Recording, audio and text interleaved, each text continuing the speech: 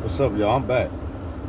I want to speak on Al Haymon, the boxing wizard of Oz. And you know. This man has always been behind the scenes, but he's been pulling all the strings behind the curtains. He's the godfather of PBC. No one ever sees him, but they always mentioning him. They always saying he's involved in something, or they always giving him credit when a big fight happens with a PBC fighter and another fighter.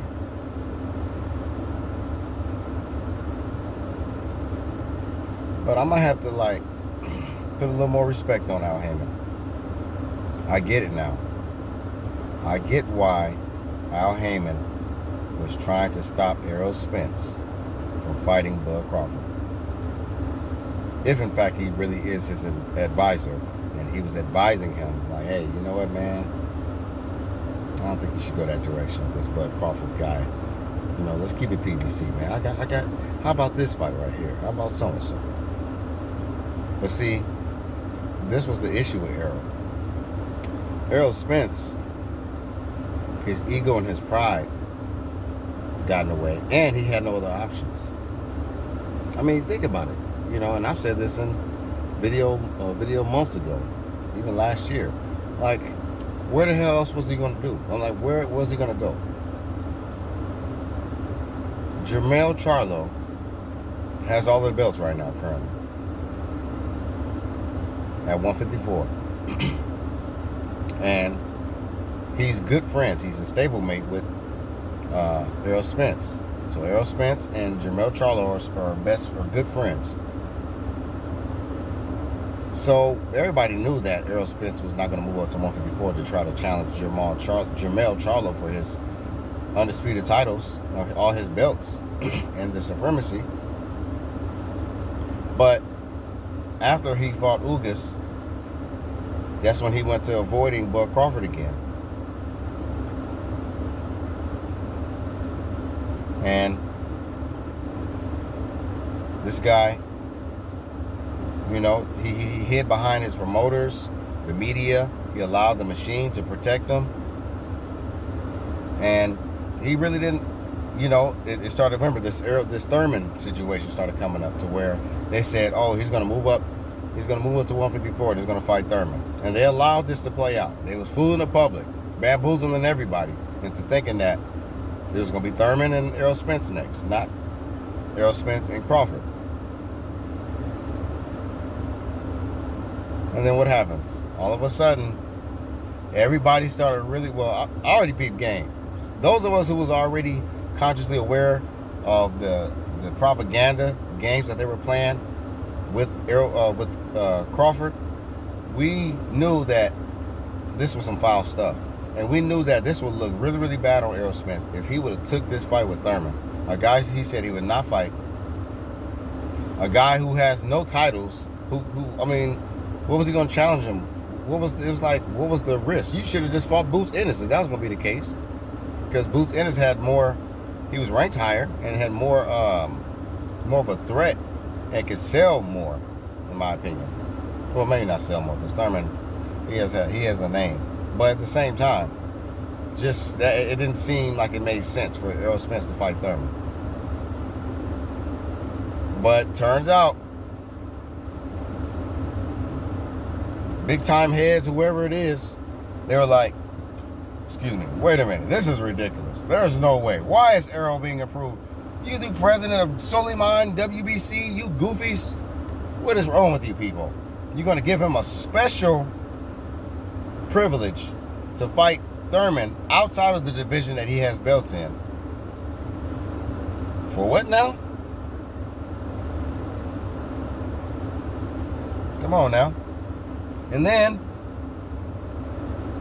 the pressure was on, because realistically, Errol knew, his camp knew, and everybody got common sense knew that it would have made no sense for Errol Spence to go up to 154 to start fighting and challenging now. When he said out his own mouth he was not going to leave the division until he fought, or until he got all the belts for undisputed. The Errol Spence fans, they kept pushing this narrative. They were trying to say Bud was ducking. He put out negotiations, all this other stuff. They saw the deliberate disrespect, telling him to settle for crumbs, treating him like he was a scumbag. I'm talking about Errol Spence's camp was treating Bud Crawford like he was a scumbag, like he was a bum, nothing. And the media supported this because they didn't like Bud Crawford. A lot of these media outlets didn't rock with Bud like that. They were so obsessed with trying to uplift the prodigal son, Errol Spence, Errol the Truth Spence. But Al Haymon, he tried his hardest to keep Errol Spence away from Bud. But I think Errol, he realized that he was going to look like a straight up bitch if he really didn't man up and fight Bud. If he didn't renegotiate with Bud and stop this Keith Thurman talks right away. Because that was the most ridiculous announcement ever. Errol Spence moving up to 154 to fight Thurman, who generally fights at 147. So both y'all who have fought at 147 y'all whole careers, all of a sudden want to move up to 154 to fight each other. What was this, a sparring match? An exhibition? Knock it off. So I knew Errol was going to have to either retire or fight Bud, whether you're scared or not, because his pride was now on the line. His reputation was on the line. And his ego was on the line. So I think Errol Spence went against the grain. And I think he told Al Haymon, nah, bro, you know what? I ain't even rocking with you no more. Like, nah. Like, remember that tweet where he said, I feel like, what did he say? I don't know if he said, I felt like I'm being played or something. But basically, that tweet, it's almost like he tried to put out a subliminal message, like as if he's been wanting to fight all this time. And, you know, his camp and his management is trying to keep him from getting the fight. Or really, it was both. Errol, you did not want the fight. Errol did not want to fight Bud Crawford because he already still had a fear that Bud could expose him and really hurt him and give him his first loss. And then his camp felt the same way. But then the camp was like, no, don't worry about what they saying. We're going to take you this direction. And then after a while, Errol's like, nah, man, I can't do that. Nah, my fans going to disown me. I got to do it. I'll fight him. He just called me. No, Al, are you with me or are you against me? And I think eventually Al was like, all right. You sure you want to do this? Are you sure this is something you want to do? For you, sir. Not, forget what the fans think. Because I feel like you're doing this for the fans, Errol. But if you're not really confident in your heart of hearts that you would beat this man, we'll support you, Errol. Errol probably was like, no, I'm confident in myself. I'm confident in my skills. Al probably was like, all right, man. Do what you got to do. But I ain't going to be involved in it. Al Haymon was probably like, don't call me for nothing. Hey, you let your team handle it. Okay? You're still under my umbrella, but I don't want no parts of this. I'm going to get my bag off this now. I'll do what I need to do to help promote it. But as far as like me showing my face, going up to your camp, your training camp, showing up to the fight, nah, I'm good. Good luck, sir. So I think that's probably the only positive thing I could probably say about Al Haymon in regards to how he's handled his business with his fighters and just the cherry picking of his fighters against other people. Like, you know, I don't like that cherry picking stuff. You know, stop with the cherry picking. Stop trying to get the cheat code. Don't try to get a perfect record, but you're fighting, you know, people that you know your fighter can beat. Challenge yourself. Challenge your fighters. But anyway, Errol Spence came up short because I think it was a lot that he was running from. There's a lot that Errol Spence has been running from in his personal life and in the boxing and in his professional life. And I think it all came full circle last night. And he had to be humbled and he had to be sat down and embarrassed, you know, because he tried his hardest to embarrass Bud. He was disrespectful to Bud. And you know what?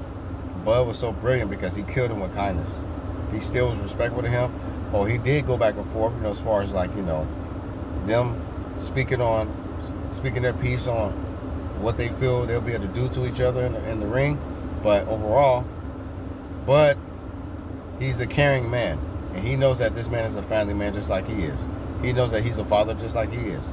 So he had a level of respect for Errol, but at the same time, you think he forgot all the disrespect that Errol gave him? All that talking and all that trying to put on front and making it worse. Errol was making it worse for himself as the build-up went on, because he kept on talking real cocky and greasy, like this nigga Crawford's nothing. And then you tell him, oh man, you ain't fought nobody. Like, who have you really fought? And you start making excuses for why he beat Porter. You make excuses for why he beat Brook. You try to tell him he got hurt by people that you think were smaller. But he obliterates you, sir, and you were bigger. So how dumb do you look now? This is why I don't feel sorry for Errol Spence. Because all of the stuff he was saying, now he looks like an idiot. He looks like a fool to even discredit all of the accomplishments that Bud Crawford achieved. Instead of putting respect on him and saying, hey man, this man has achieved a whole lot and I respect the heck out of this guy, but I just feel like I'm the better fighter and I feel like I'm going to be victorious. He could have kept it like that, but you went the other route trying to like downplay him. I don't know, maybe I was trying to use some reverse psychology and try to make Bud really doubt his skill set and doubt that he'll be good enough to beat him.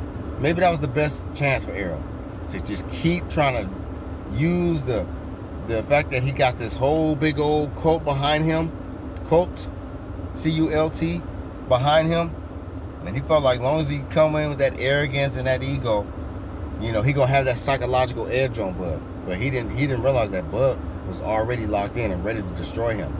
Bud said he's prepared for anything that he brings to the table. So Al Haymon tried to warn Errol.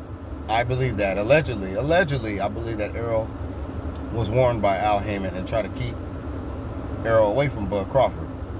But he didn't want to listen to his advisor. So he got disciplined by Bud. Salute to Bud Crawford, the greatest of all time.